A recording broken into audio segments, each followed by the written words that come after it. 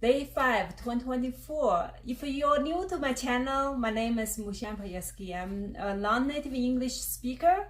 I share my daily vlogs to discover the extraordinary things in ordinary lives. So today is our 5th day of skiing in Breckenridge.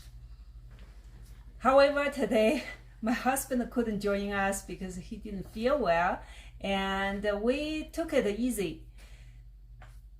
On the last run, I felt very comfortable, and also the skiers in front of me, obviously they were experienced skiers, but at a flat place, it's a relatively flat part, I crashed to someone. The person suddenly turned and I didn't have enough time to avoid it.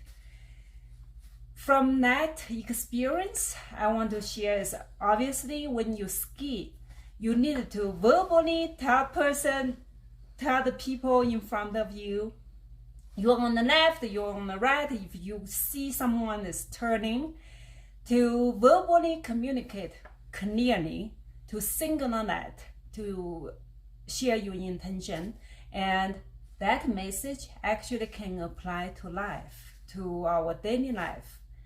When we need to communicate our ideas and messages, better have open communication and tell the other person what you need, what you want clearly.